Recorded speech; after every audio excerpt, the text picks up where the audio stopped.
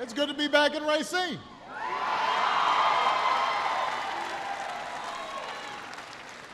It is great to be back in this hall, because I don't know if there was anybody here who, when I was running for president, came. We did a rally in this hall. That's like, is that 3 years ago? 2? I did not have as much gray hair back then. That I'm certain of. Jim Doyle still had hair on his head. That's true. I want to make some acknowledgements.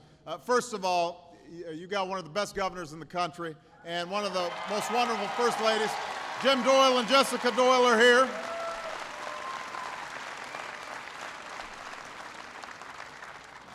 I want to acknowledge your outstanding and dynamic young mayor, John Dickert, is here.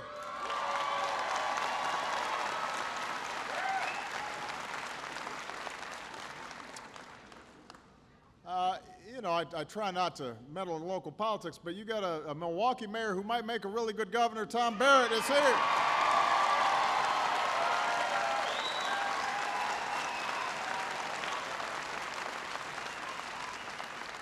You got State Treasurer Dawn Marie Sass is here. And State Superintendent of Public Instruction Tony Evers is here.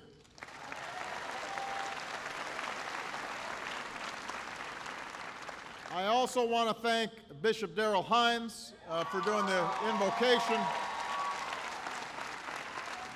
Justine Berger for doing the pledge, and Staff Sergeant Emily Russell, who's with the Wisconsin National Guard and sang our national anthem. Give them a big round of applause. Thank you. Thank you. So it is great to be back in the Midwest, even if it's just for a day, especially on a day like today. I was trying to tell somebody that weather in the Midwest is always like this. You know, lakes all calm and blue, and they didn't believe me. But it's wonderful to be here, and it's just nice to get out of Washington. I love Washington, but I have to tell you, you know, it's good to escape the heat and hot air.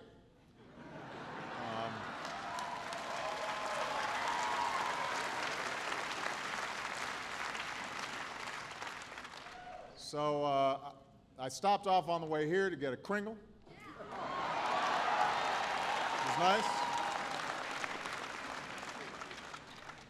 Maybe on the way back I'll look for a brat and some cheese curds. But don't tell Michelle.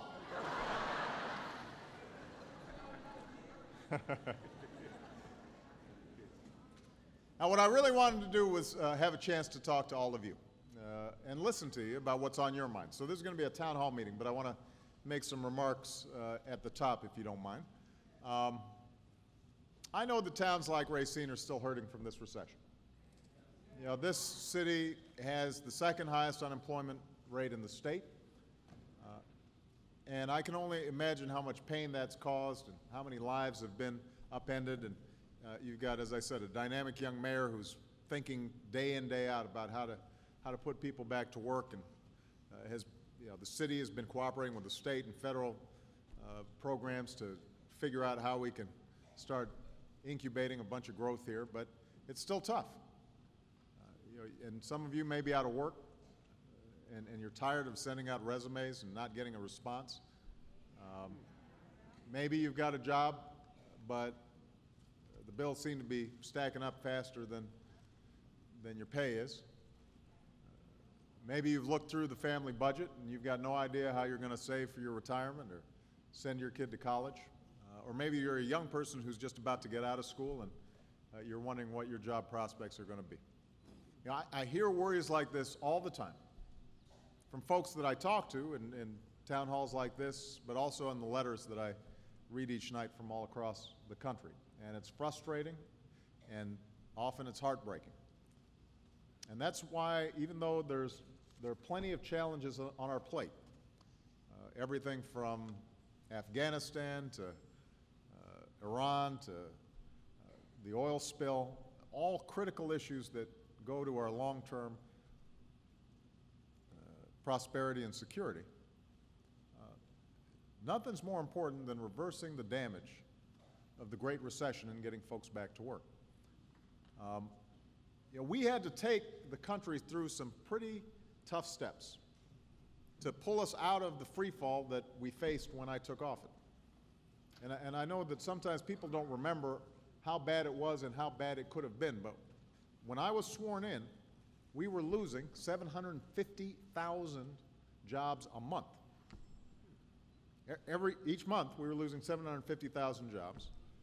The economy was shrinking at 6%. It was contracting by 6 percentage points. That's faster than it had in decades. Today, it's growing again.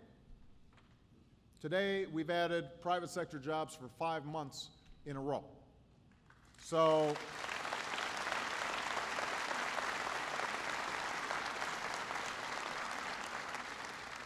the economy's headed in the right direction.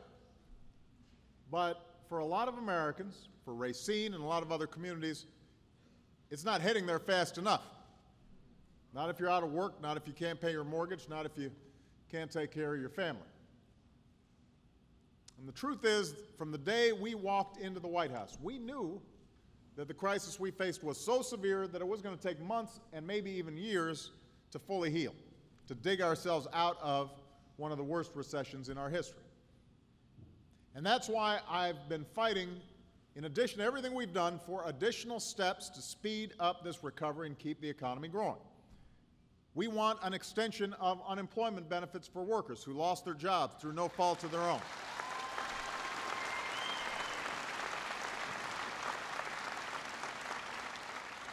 We want to help small business owners get the loans they need to keep their doors open and hire more workers.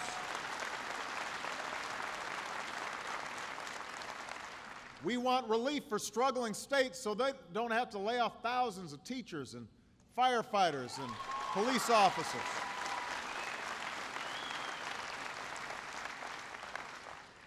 Now, you'd think this would be pretty straightforward stuff, but I've got to say that lately we've been having a wrangle around what used to be pretty non-controversial things. Yeah, providing loans for small businesses, extending unemployment insurance when 8 million people lost their jobs during the recession, but lately there's a minority of senators from the other party who've had a different idea.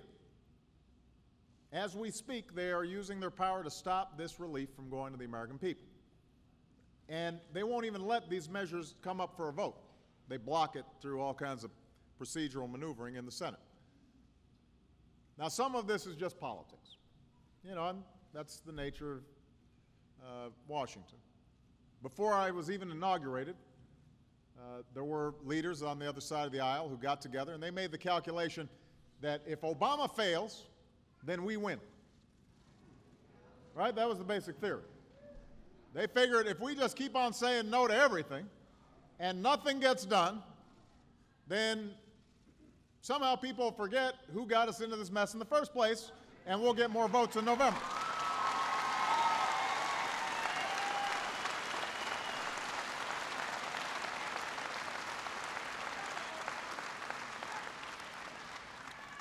And that'll make people pretty cynical about politics. Now, let's be fair, though. The other party's opposition is also rooted in some sincere beliefs about how they think the economy works. They think that our economy will do better if we just let the banks or the oil companies or the insurance industry make their own rules. They still believe that even after the Wall Street crash, even after the BP oil well blew, that we should just keep a hands-off attitude. They think we should keep doing what we did for most of the last decade leading up to the recession. So their prescription for every challenge is pretty much the same. And I don't think I'm exaggerating here. Basically cut taxes for the wealthy, cut rules for corporations, and cut working folks loose to fend for themselves. Basically, their attitude is you're on your own. Now, here's the problem. And again, I don't question that a lot of them sincerely subscribe to this view. Here's the problem. We've already tried these ideas. Remember, we tried them for 8 years. We tried them for a good part of the last decade. We know where they led us. On Wall Street, the financial industry and its lobbyists spent years chipping away at rules and safeguards that could have prevented the meltdown of that was caused by Lehman Brothers and AIG. But we didn't have those rules in place, that framework of regulation in place. So instead, we saw a disaster that nearly led to the collapse of the entire economy. In the Gulf, we don't yet know what caused the explosion on the Deepwater Horizon oil rig, but what we do know is that for decades, the oil industry has been able to essentially write its own rules and safety regulations. Industry insiders were put in charge of industry oversight, and oil and gas companies were allowed to basically fill out their own safety inspection forms. In Washington, nearly a decade of tax breaks for millionaires and billionaires led to little more than sluggish growth, a shrinking middle class, your paychecks flatlined. Wages and incomes did not go up. Even when the economy was growing, it wasn't growing for you. And for all the parties moralizing about fiscal discipline, because it is true that part of what we inherited is a real significant problem in terms of spending at the federal level, the economic policies they put in place turned a $237 billion surplus into a $1.3 trillion deficit. So when there were a couple of signs when I came in said, do something about spending. I'm game to do something about spending, but let's just remember how we got into this fix.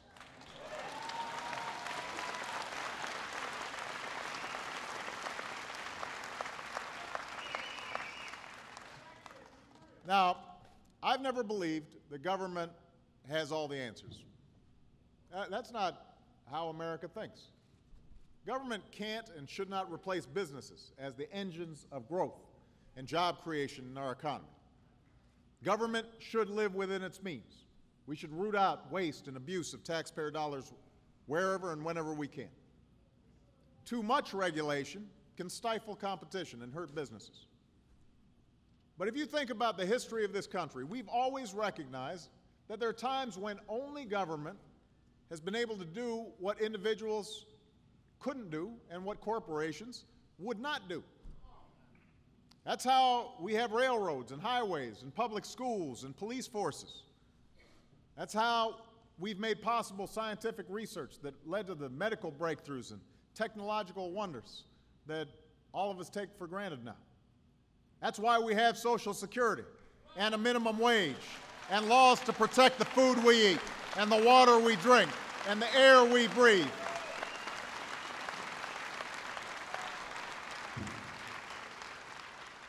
That's why we have rules to ensure that mines are safe and that oil companies pay for the spills that they cause.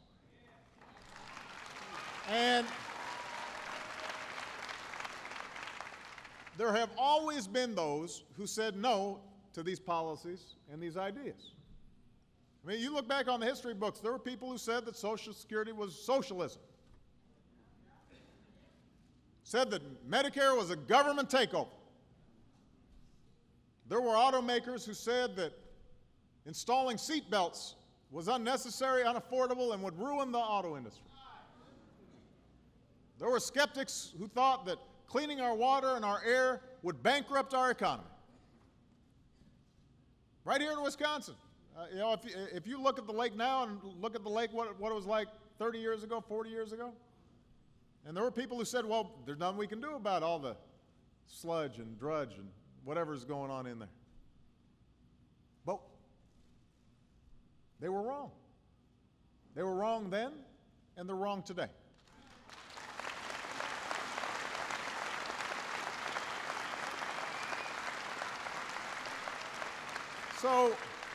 So I want everybody to understand, this debate that we're having in Washington is not about big government or small government. It's about responsible government. It's about accountable government. It's about whose side government is on. It should be on the side of the American people. A government that breaks down barriers to opportunity and prosperity. That's the kind of government we need. That's the kind of government I'm trying to give you.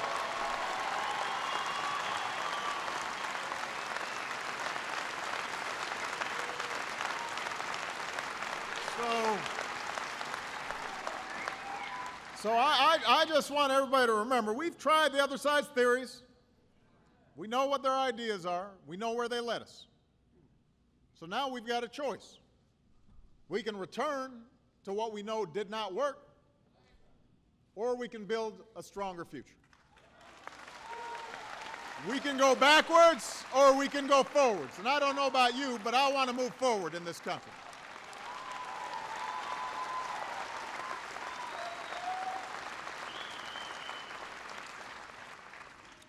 As we speak, right now, we're on the verge of passing the most comprehensive financial reform since the Great Depression, a reform that will prevent a crisis like this from happening again.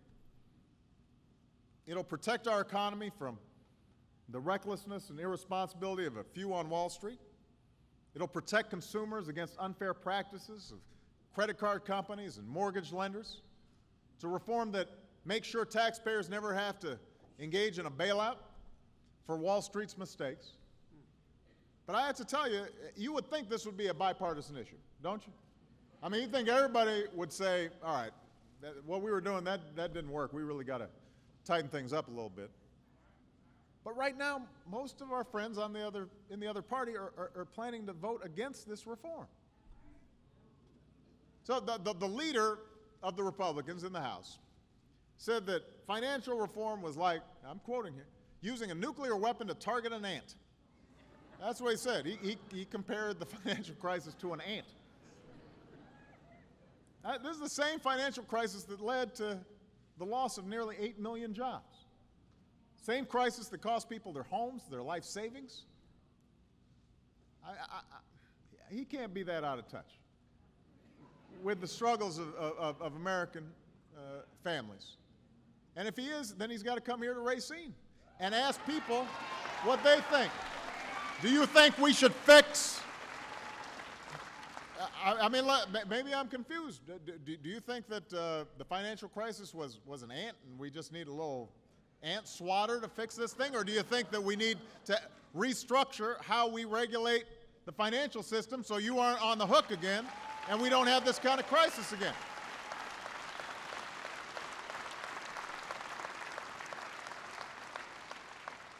When you ask men and women who've been out of work for months at a time, who talk about how they've been, barely hanging on, they don't think this financial crisis was something where you just need a few tweaks. They know it's what led to the worst recession since the Great Depression, and they expect their leaders in Washington to do whatever it takes to make sure a crisis like this doesn't happen again. And so there may be those in Washington who want to maintain the status quo, but we want to move America forward. There are some folks who are against raising the limit on what companies like BP have to pay if they cause an environmental disaster. A few of them said they were against the $20 billion fund that we set up to make sure that workers and businesses in the Gulf whose livelihoods have been harmed by the oil spill would get compensation. The top Republican on the Energy Committee apologized to BP. Did you all read about that? He apologized to BP that we had made them set up this fund. Called it a tragedy that we had made them pay for the destruction that they had caused. Now, I got to say, they pulled it back after. He meant it, but then they kind of walked it back. I mean, the tragedy is what the people of the Gulf are going through right now. That's the tragedy. And our government has a responsibility to hold those who caused it accountable. They want to take us backwards. We want to move forward.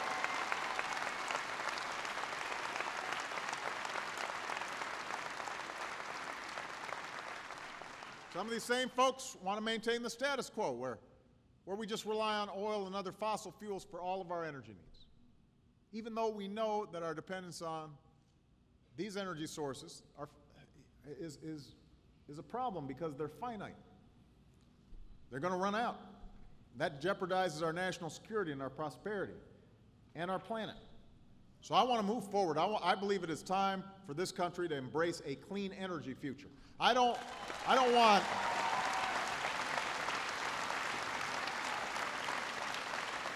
want clean energy jobs to go to China. I don't want them to go to Germany. I want those industries to take root right here in the United States of America.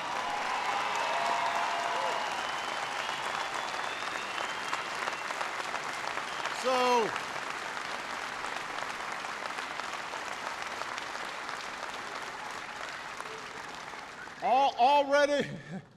already we've provided entrepreneurs and small business owners with tax credits and loan guarantees that's led to 720,000 clean energy jobs. Will lead to over 700,000 jobs in 2012. These are good-paying, middle-class American jobs. I've seen them. I've gone to wind turbine plants where they're creating wind turbines, and gone to solar plants where they're making the latest generation of solar panels, and we've created an entire new advanced battery industry here in the United States. So where we were only getting 2% of that market, we're now going to be getting 40% of that market. That was all done through the Recovery Act.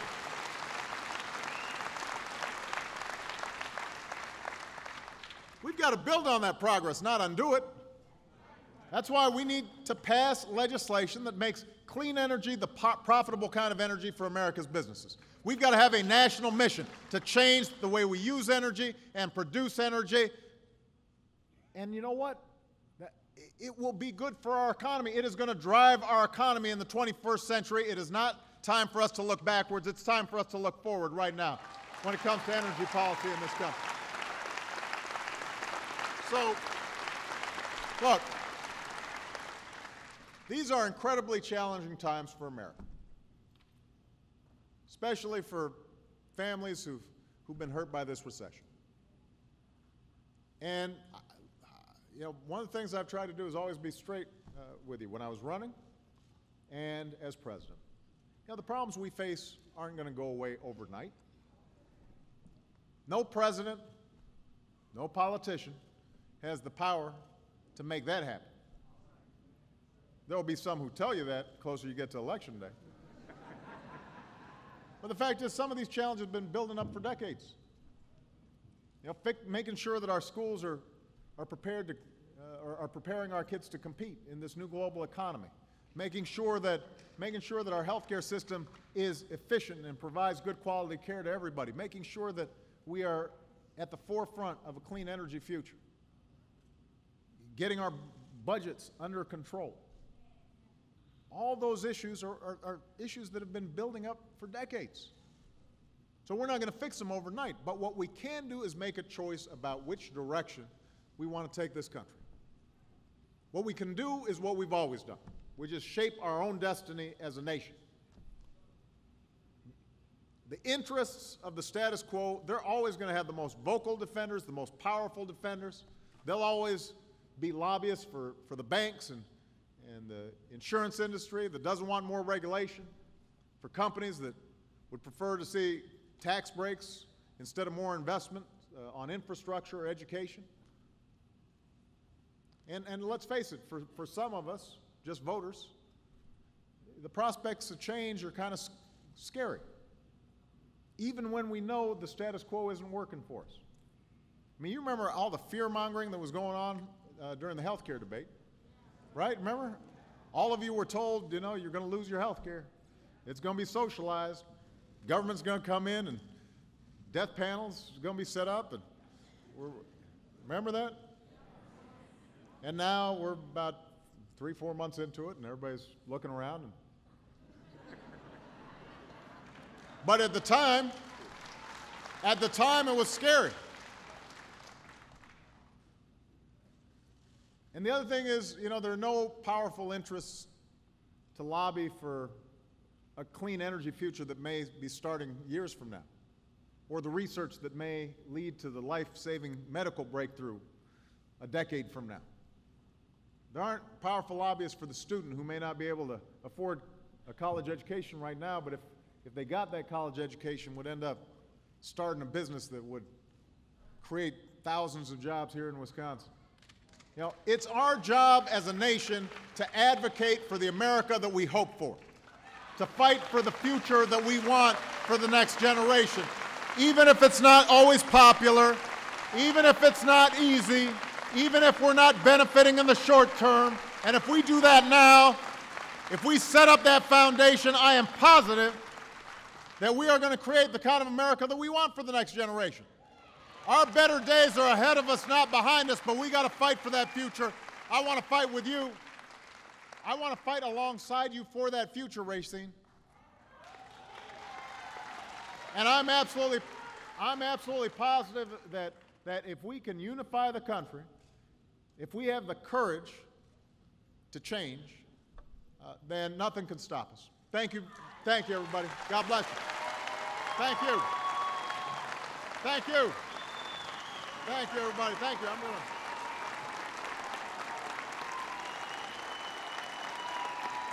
Thank you.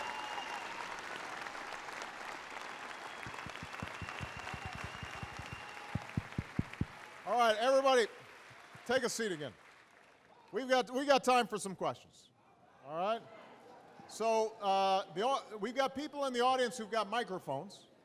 So if you will wait until I call on you, and then somebody with a microphone will come, and I'm going to go girl, boy, so we know it's fair. All right, so I'm going to start with this young lady right here, right in front. You don't have to cheer for yourself.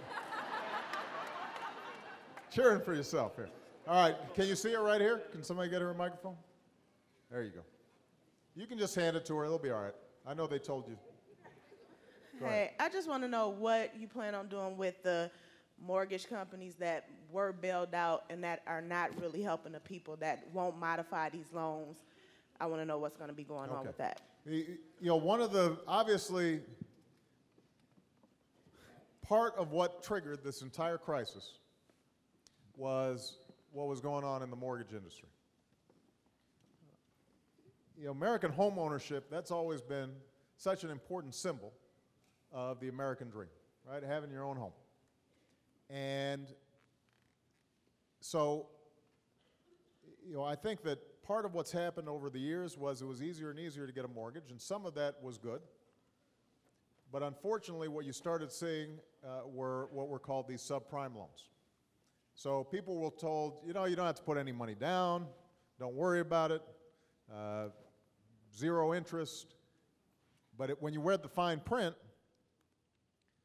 you know, your mortgage was adjustable, and if home values didn't keep on going up and up and up, then suddenly you might find yourself in a situation where you just couldn't pay your mortgage. What was worse was that all the big investors and bankers on Wall Street were investing in these subprime loans. So they were pouring huge amounts of money into the mortgage industry. Nobody was really seeing whether these mortgages were ones that people were going to have the salary to sustain.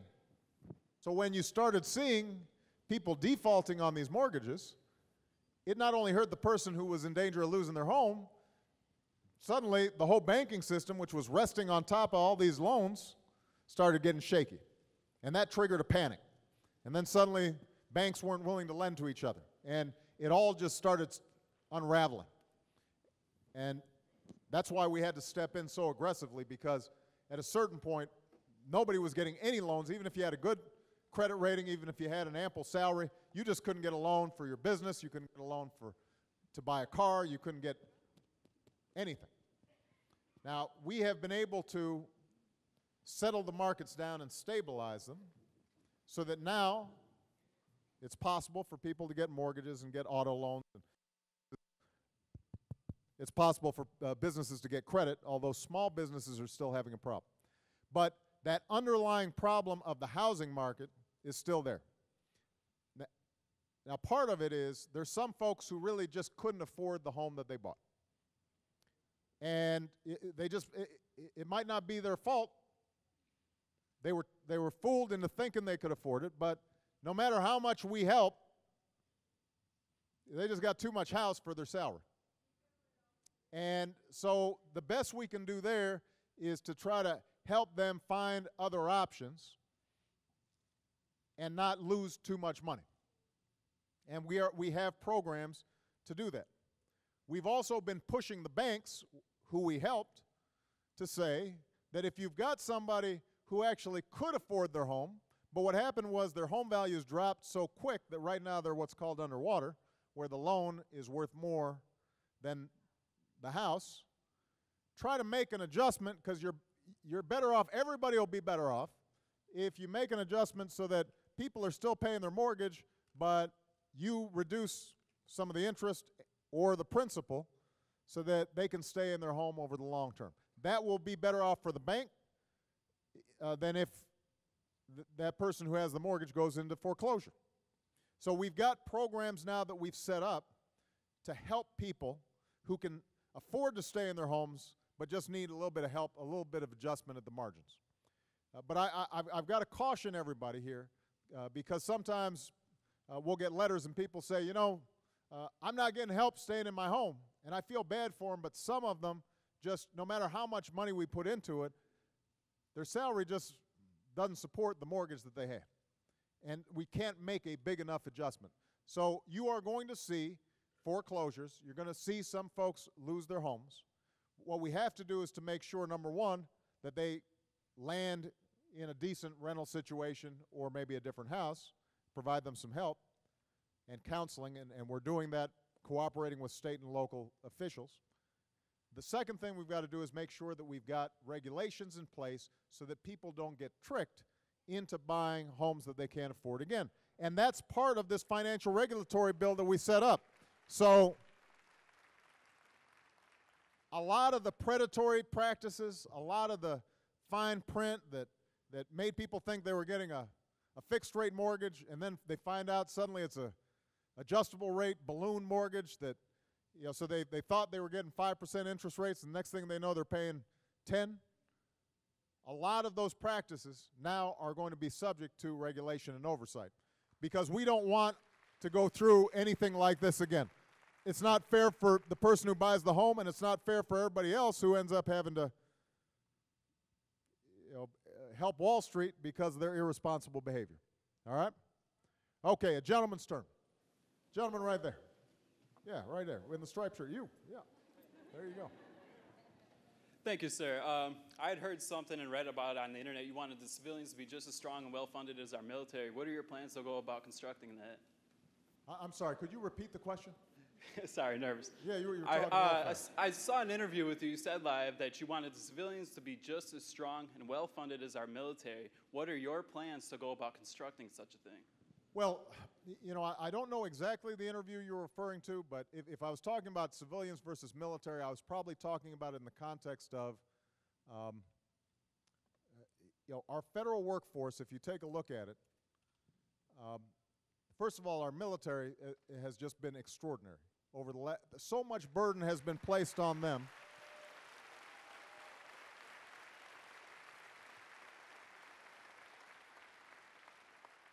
I mean, they've been fighting 2 wars now for a long time. And, you know, frankly, a lot of folks have been going about their business not really changing how they behave.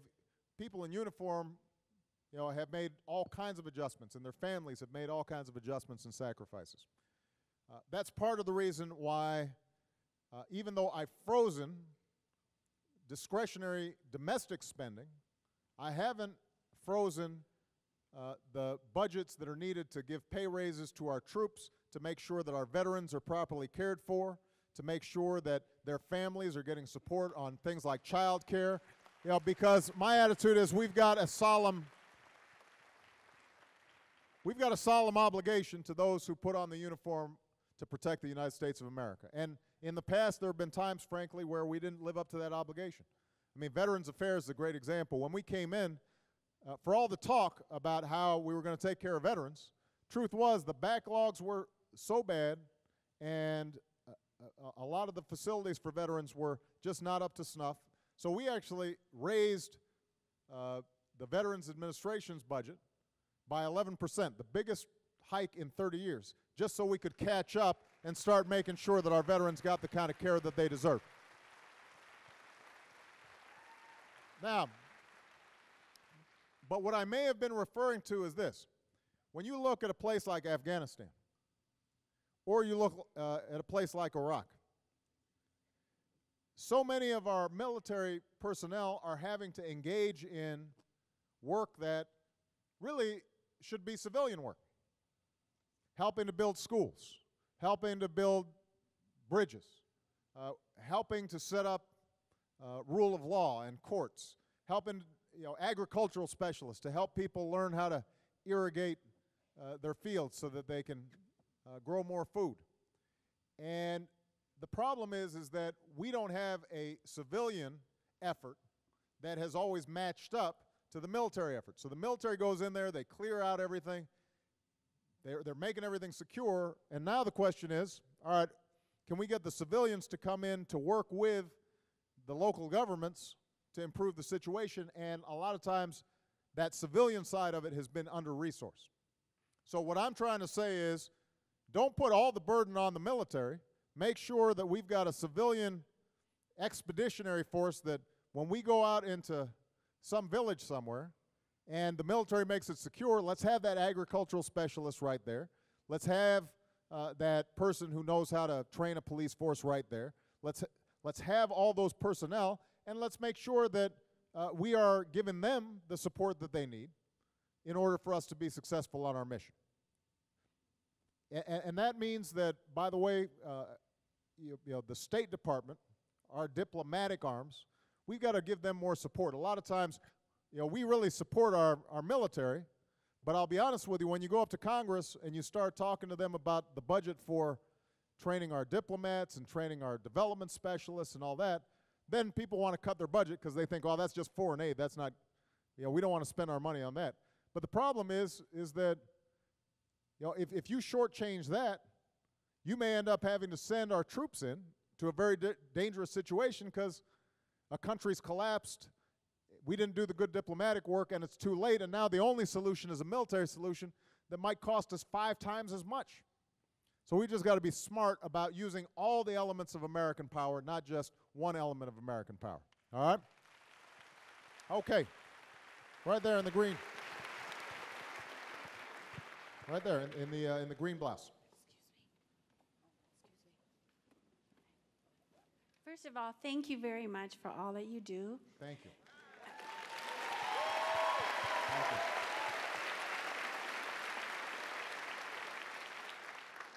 I would like to continue on the subject of the military just a little bit. Would you consider improving the quality of life of our military men and women in a couple areas? One would be more counseling, more available, eliminating that stigma, that terrible stigma that's there. And the other one would be if they are actively in a war zone and they are deployed back to the United States, could we be sure that they have time to reground themselves before they are sent back into a similar situation again? Absolutely.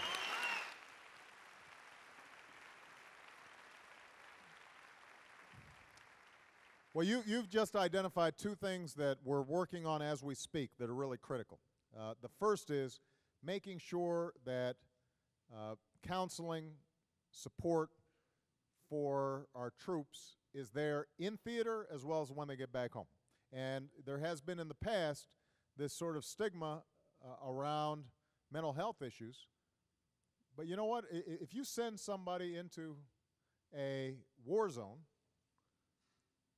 that's going to be a shock on the system. They may engage in enormous heroism, enormous courage. Our troops do just spectacular things, but it's going to have an impact. And when they've been on 2 tours or 3 tours or 4 tours, sometimes that impact adds up. And in the past, things like post-traumatic stress disorder weren't really talked about. Now we're starting to talk about it, and we've actually, I was mentioning what we're doing for veterans as well as active duty. This whole issue of post-traumatic stress disorder, PTSD, we are really emphasizing this. And up and down the chain of command, we're saying people should not be embarrassed about seeking out counseling in these situations. So that's point number one. Second point you're making is there needs to be that rest in between deployments.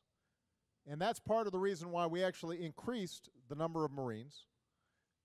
The Army and Marines have really borne the biggest burden in terms of these very quick and rapid and stressful deployments.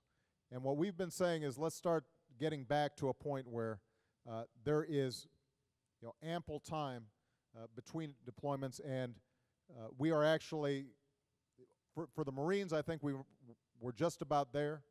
For the Army, I think we've got another year before we get it to where we want to be, although we've spaced it out a lot more than it was, for example, 2 years or 3 years ago. But you're right.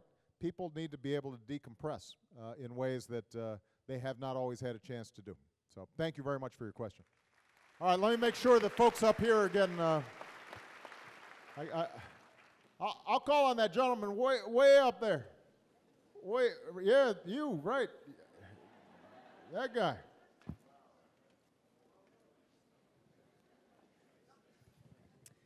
Thanks for coming to see us. You bet.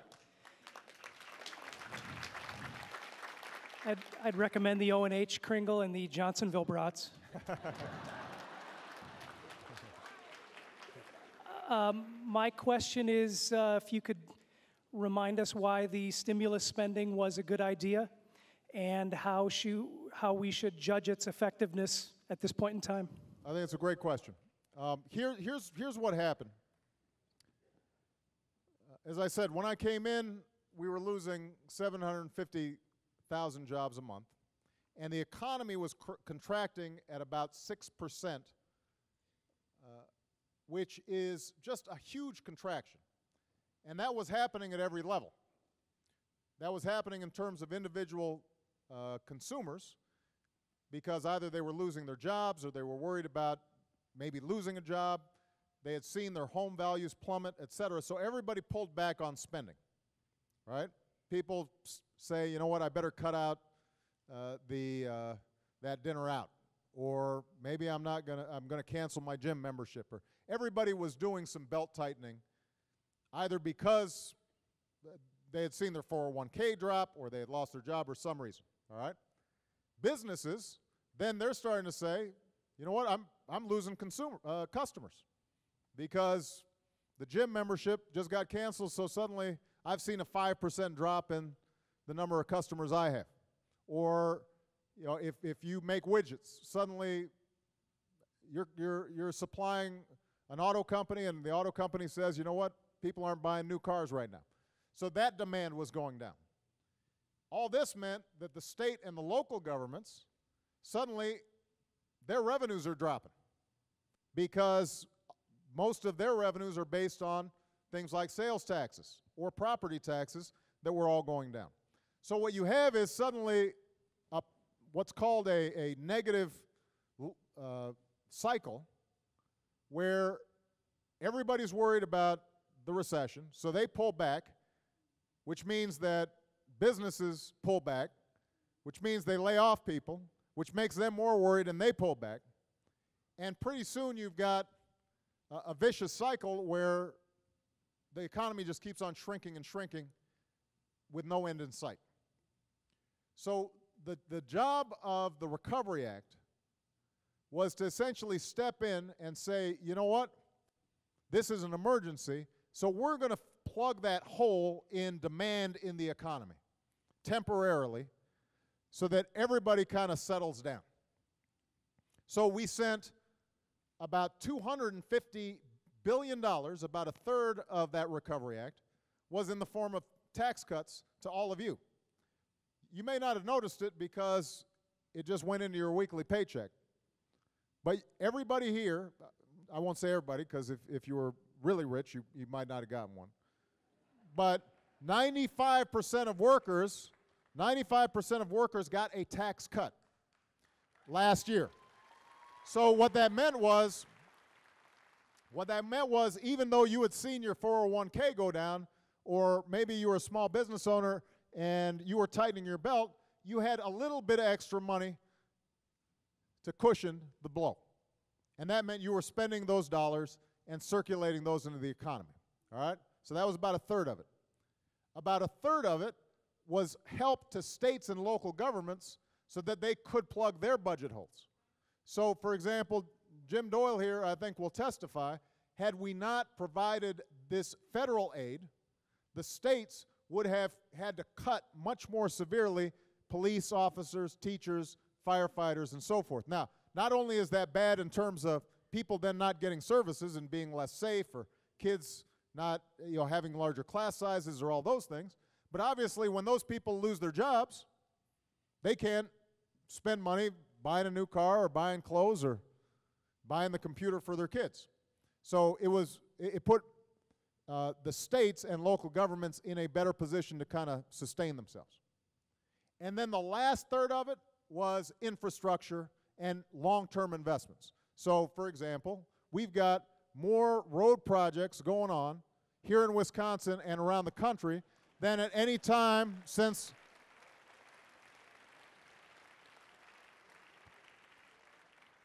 road projects, sewer projects, a whole bunch of deferred stuff that needed to be done. But we also looked to the future and we said, let's invest in clean energy. Let's invest in research and development. Let's invest in broadband lines to link rural communities with who don't have broadband lines so they can be part of the global economy. All those infrastructure investments and R&D investments not only put people back to work short term to help plug that hole that had been created, but it also lays the foundation for long-term economic growth. So that here in Wisconsin, there may be some roads that not only were repaired, but also were suddenly linked up to create a new, industrial park that would facilitate long-term economic development beyond this immediate crisis. So those were the things that we did through the Recovery Act. Now, every economist who's looked at it has said that the recovery did its job. It put a brake on the collapse of the economy.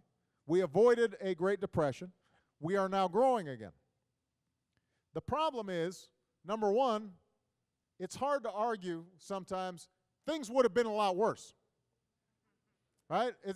So people kind of say, yeah, but unemployment's still at 9.6. Yes, but it's not 12 or 13 or 15.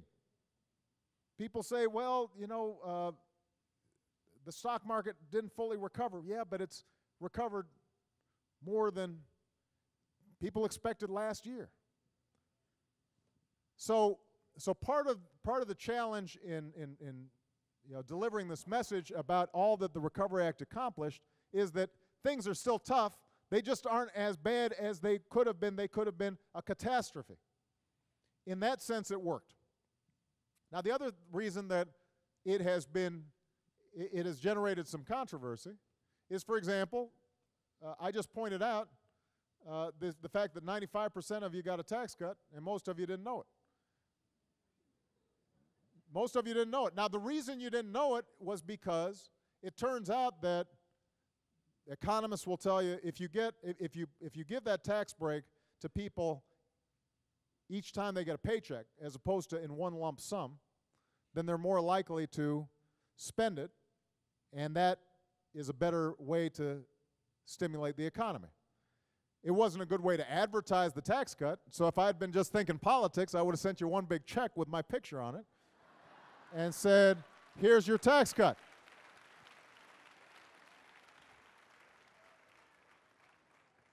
In terms of infrastructure, it turns out the way we structured this, because we knew this was such a bad recession that 2010 would still be pretty bad, even though it was better than 2009, we structured it so that not all the money was spent in 2009. Some of it was spent this year. So a lot of the road projects you're now seeing are part of the Recovery Act we passed last year, but last year everybody was looking around saying, how come we haven't created more jobs yet? but we structured it because we knew that we didn't want it all to be front-loaded and not have anything and have it run out too quick. Now, here's the last point I want to make. Last point I want to make. Having said all that, I'm still not satisfied with where we're at. We're growing at about 2.5, 3% growth. We need to be growing at 4% or 5%. So there are still more things we can do. I mentioned a couple of them. We should pass a bill that helps small businesses get more loans. If we can help the big banks, then we should certainly be able to help small business lending. And a lot of small businesses are still having trouble getting credit. We've done some work on that, but we can do more. I think that we could spur more economic development. Here's one idea, just an example, something that we've been promoting but hasn't passed through Congress yet. Everybody would benefit from more energy efficiency in their home. The problem, and everybody knows that. I mean, the truth is, I was back home in Chicago the other day. It's nice, when you're in your own house. And, I mean, the White House is nice, don't get me wrong, but, you just like kind of tooling around your own place and, seeing how the garden's doing and looking in the basement, seeing, what kind of stuff needs to get done. But every homeowner here, if you haven't already done it, you could probably retrofit your home and save 10, 15, 20% on your electricity and your heating bills. But the problem is a lot of people don't have cash right now to make the investments. So what we've said is, why don't we give everybody a tax credit to retrofit their homes? That will help Home Depots and Lowe's, where you're buying the insulation or the new windows. That'll help a lot of these small construction companies that have been out of work. They were doing remodeling on homes, and now that business isn't there.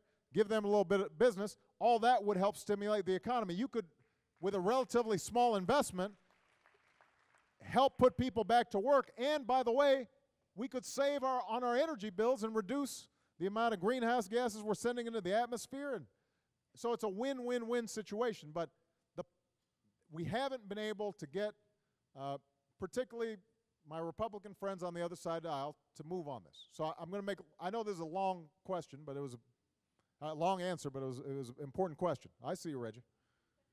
Reggie's saying I'm going to have to go soon, but let me make one last point, and that is about the spending issue. People, I think, have a very real and legitimate concern that after having spent $700 billion on the Recovery Act, after having intervened with the autos and had to deal with the banks, even though, by the way, the banks will have paid back all this money, and the auto companies are now up and running, GM and Chrysler, and if we hadn't intervened, they would have collapsed and all those folks would have lost their jobs.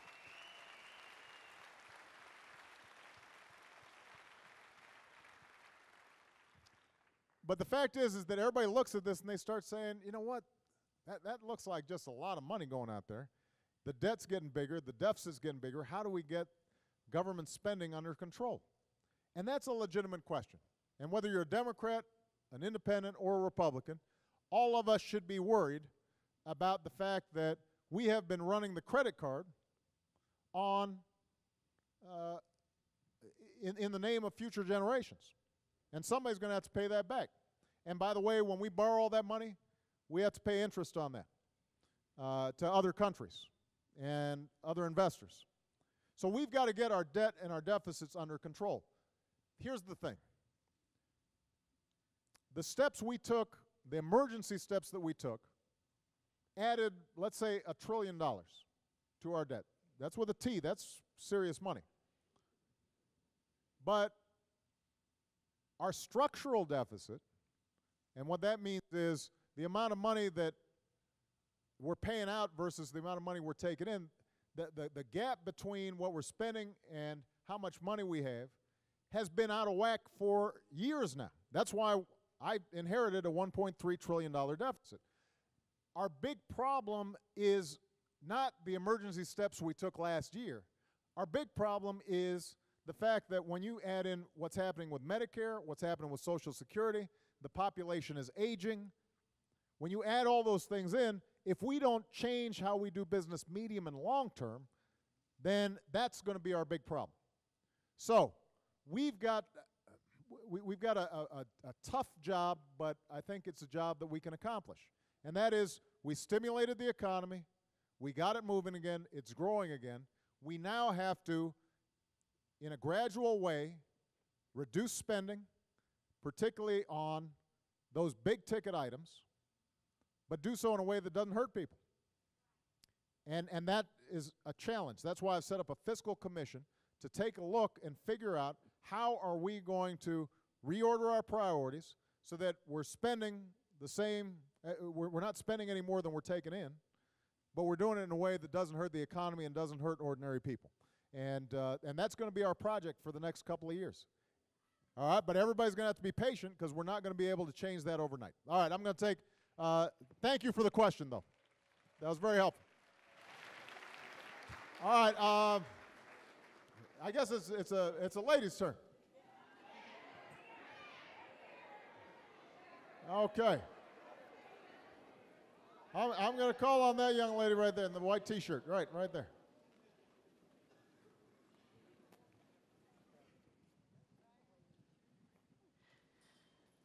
One man cannot create this country again the way it needs to be built. So we as a nation need to work together. Right. What are we doing as a nation to bring jobs back into this country that have left so that we, the people, can give you the resources that you need to do the job you need to do? Well, that's a great question.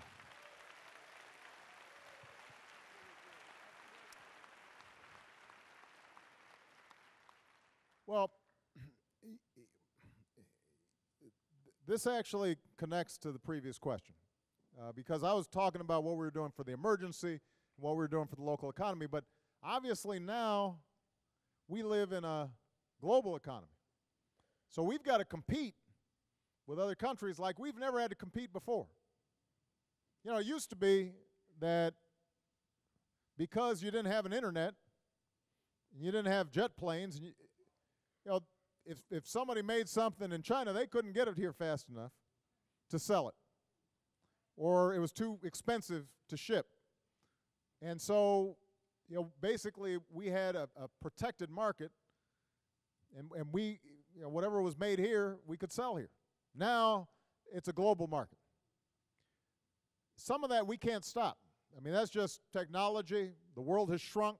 We've got to be more competitive. And what that means is our workers have to be better trained than we've ever been, which means we've got to make sure our education system is the best in the world and that our kids are going to get secondary school and community college and university educations.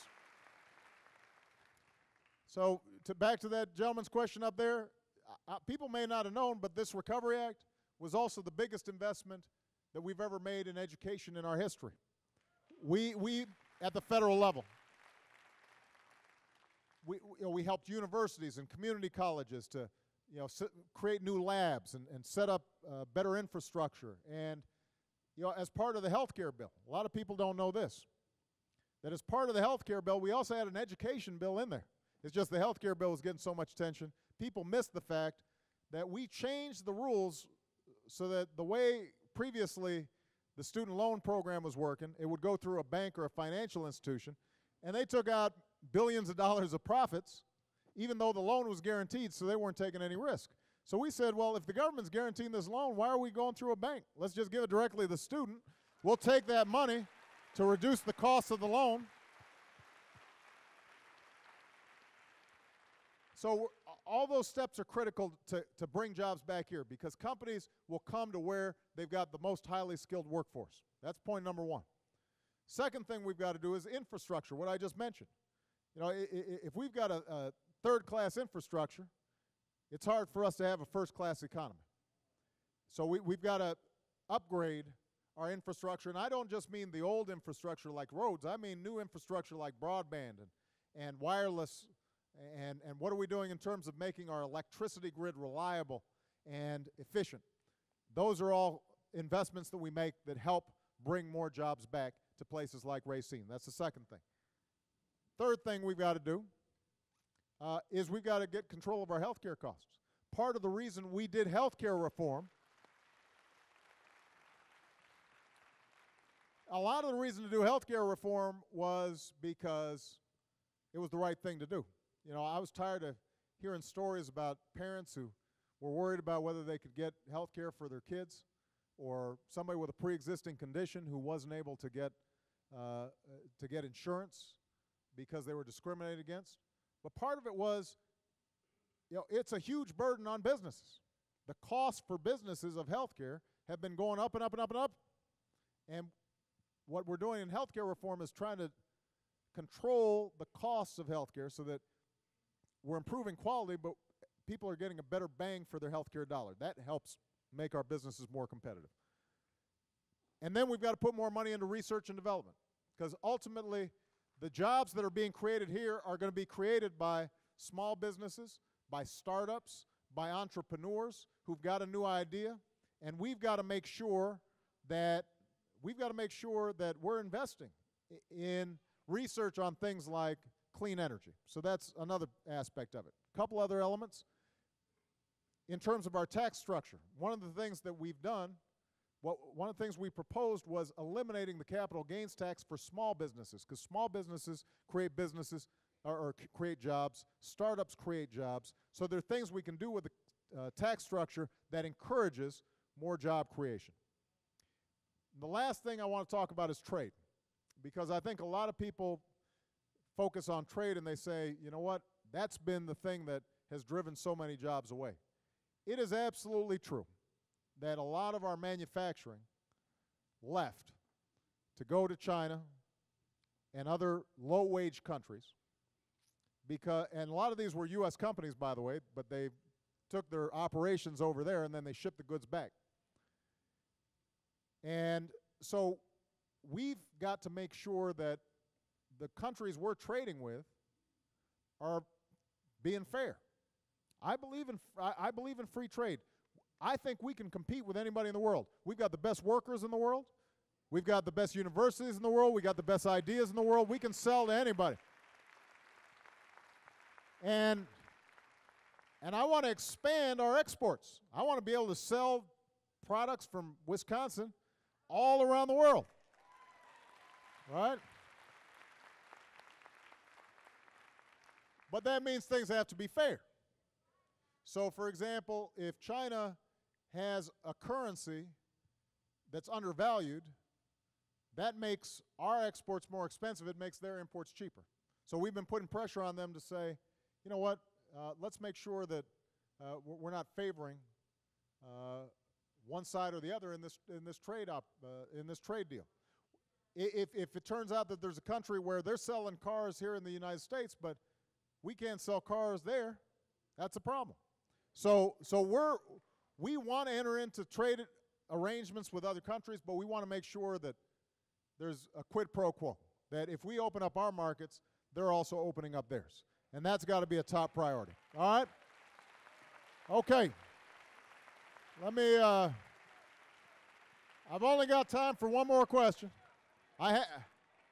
Only got time for one. I'm going to call on this young man right here since he's right in front. Although it looks like there are two of them. The other guy just sprung up. Did you see that? All right, go ahead. My name is Gerald. And I am Spencer. I think they've practiced this. All the way here.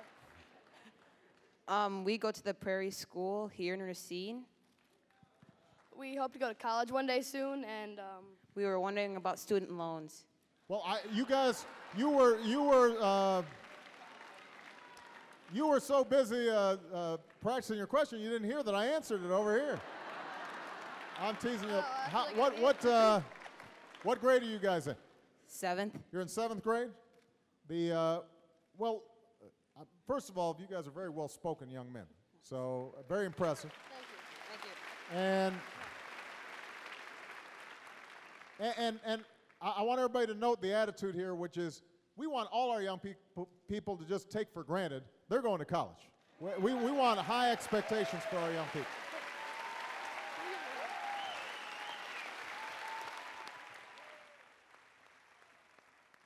so here was the answer. What we're doing is we're putting more money into student loans.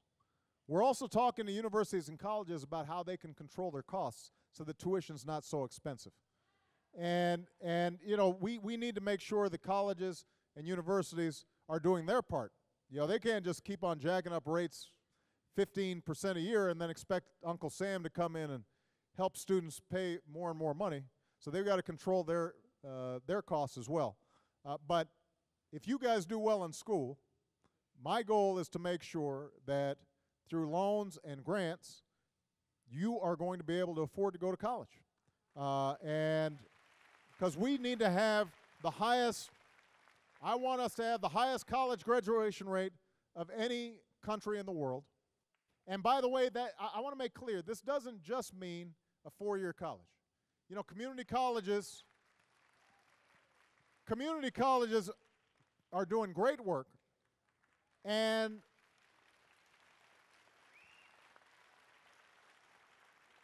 one of the things that we're trying to do is to work with community colleges so that they can be matched up with businesses and employers to help set up. Sometimes it might just be a one-year training program.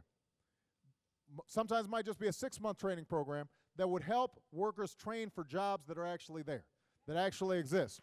So that when you go through that program, you know that there's a job there for you. And part of the thing that you guys will discover, your generation, but it's already true for the generation that's now entering into the workforce. You know, it used to be you went to work at one job and you might keep that job for 30 years. Now, because the economy moves so fast, you know, you might go into one industry and the industry might disappear 10 years later and you've got to retrain for a new industry. And so not only do we want to make sure that you have the money you need for college in those first 4 years, or first 2 if you're going to community college, but you have the opportunity for lifelong learning so that a worker who is 35 or 40 wants to suddenly make a career change, or suddenly they've got new computers and equipment in their plant and they've got to retrain, that they've got an opportunity to get that training so that they can keep on upgrading their skills, get more money, get a higher paycheck, get more job security. That's what we're fighting for. We're fighting for you. Thank you so much, everybody. Great question. Appreciate you guys. Thank you.